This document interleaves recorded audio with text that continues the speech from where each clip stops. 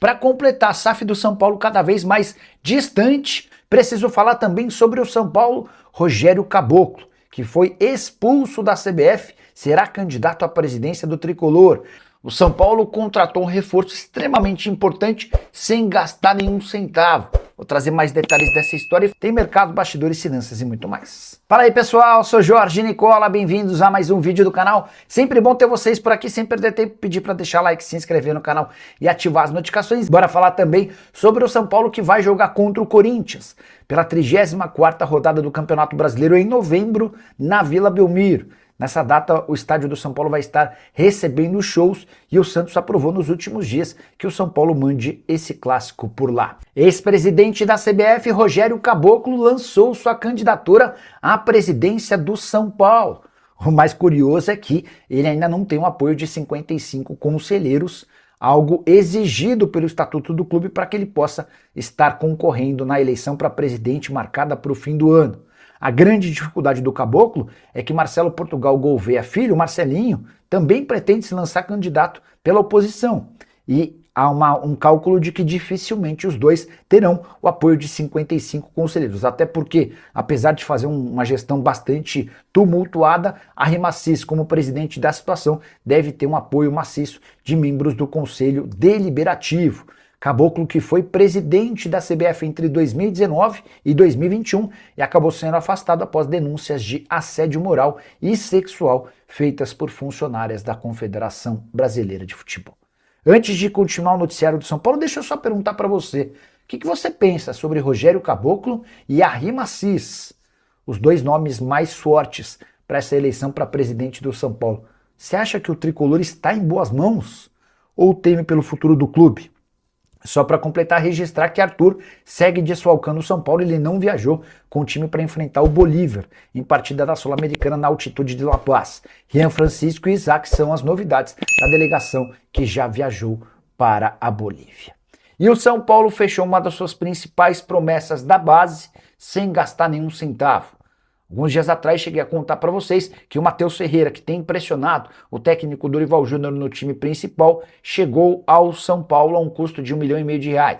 Ele pertencia ao Vasco, passagens por seleções de base do Brasil, mas o negócio acabou sendo fechado depois de um período de empréstimo.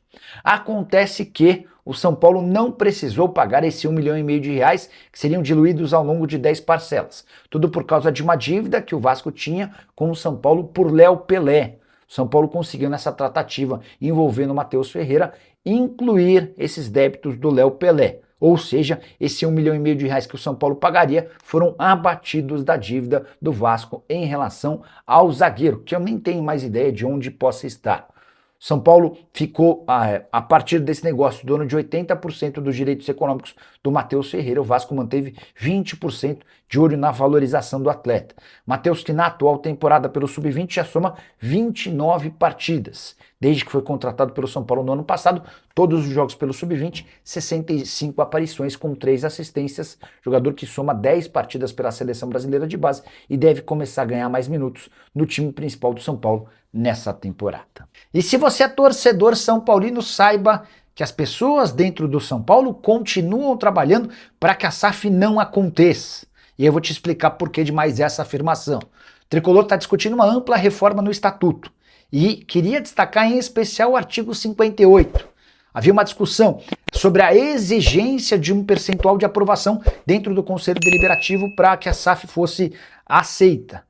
O atual estatuto trabalha com 75% de aprovação do CD e havia um grupo pedindo que essa exigência caísse para 50%. Ou seja, você faz uma reunião no Conselho Deliberativo. Se metade das pessoas presentes votarem a favor da aprovação, o São Paulo poderia se transformar numa SAF. Mas adivinhem que a comissão montada para apresentar e sugerir essas mudanças manteve os 75% de aprovação do Conselho Deliberativo para que o São Paulo vire uma SAF. É só mais uma prova de como o São Paulo trabalha por meio de seus conselheiros, diretores e até o presidente para que não se transforme em SAF. Por quê? porque eles não querem sair do poder. A partir do momento em que o São Paulo vira uma SAF e se profissionaliza e passa a ter um dono, esses conselheiros, diretores e até o presidente se tornam rainhas da Inglaterra sem qualquer poder e nenhum, ou quase ninguém dentro do Conselho Deliberativo do São Paulo pensa dessa maneira. Queria acrescentar outra mudança no Estatuto do São Paulo. O Conselho de Administração vai passar a contar com 9 pessoas, 3 conselheiros, 1 membro do Conselho Consultivo e 5 membros independentes, selecionados por uma empresa especializada em executivos voltados em executivos. Esses 5 conselheiros serão votados pelo Conselho Deliberativo a partir da indicação dessa empresa escolhida. Saideira sobre o São Paulo, a polícia da Bolívia apreendeu um ônibus da empresa contratada pelo São Paulo para atendê-lo em território boliviano. O tricolor não tem nada a ver com a história, mas nas últimas horas, um ônibus transportando 86,5 kg de maconha foi apreendido, foi preso na região de Cochabamba, na Bolívia. Nicola, você acha que os 3 trapalhões que demitiram o Crespo são culpados pela fase do time? Cara, o São Paulo é um acúmulo de coisas erradas. Até estava falando ontem lá no Tempo Técnico. O São Paulo é a prova de que o que começa errado tem tudo para terminar errado, né? Foram vários os problemas do São Paulo ao longo da temporada, né? O gol do Recoleta, que coisa louca, hein? Recoleta 1, Boca 0, tá? O que torna esse jogo interessante para nós. Mas bora lá. O São Paulo cometeu muitos equívocos. E a demissão do Crespo foi só mais uma, né? E o São Paulo, para mim, é um time ameaçadíssimo de rebaixamento. Fala, Nicola, sabe dizer a multa para tirar o Crespo do Atlas? Dorival não tem repertório tático e nem culhão de mexer nos titulares. Cadê os reforços? Betão, cara, ele acabou de chegar lá, não teria a menor lógica contratar alguém que você demitiu com todo esse barulho, né? A verdade é que o risco de demissão do Dorival hoje é algo debatido até entre alguns torcedores do São Paulo, mas nada dentro do São Paulo, né? Imagino até por conta de um contrato mais curto no São Paulo que ele tenha direito a salários até o fim do contrato. Dorival que ganha na casa dos 2 milhões de reais por mês, mas também por conta da multa não dá para pensar em demitir. O Egito Zen, fala, Nicola, tudo bem? Quais são as chances de o zagueiro Bastos ser contratado pelo São Paulo? Não seria uma boa opção do tricolor? Eu acho que seria, só não sei se depois da chegada do Domingos Duarte o São Paulo ainda está atrás de zagueiro, mas a gente pode tentar descobrir, né? Vou mandar mensagem para uma pessoa do São Paulo, deixa eu ver se eu consigo mudar o microfone, eu acho que a gente vai ter uma capacidade de áudio melhor, né? Espera aí. Tava configurando o meu Apple Watch, eu esqueci a senha do Apple Watch, cara. É horroroso isso. Tô tendo que reconfigurar, enfim, depois a gente resolve isso. Áudio, microfone, wireless. Me digam se vocês escutam melhor, tá? Vocês estão me escutando bem? Bem? Bom, eu ia perguntar sobre o Bastos, né? Vou mandar mensagem para uma pessoa.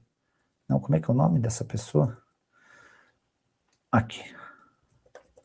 Boa noite. Tudo em ordem por aí? Passando para saber alguma chance de o Bastos, ex-zagueiro do Botafogo, ser contratado. Mandei a pergunta por aqui, tá? Assim que tiver alguma resposta, já conto para vocês. Nossa, já tem 4 superchats? Chegou a resposta sobre Bastos, tá? Já vou trazer para vocês. Tinha mandado no começo da live um de vocês, perguntou, e o Bastos? Poderia virar reforço do São Paulo? Só se vendermos algum jogador. Estamos sem dinheiro mesmo. Boa.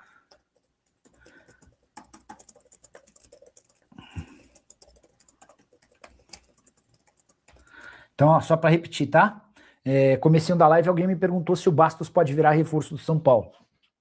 A pergunta foi assim, passando para saber se existe alguma chance de o Bastos, ex-zagueiro do Botafogo, ser contratado.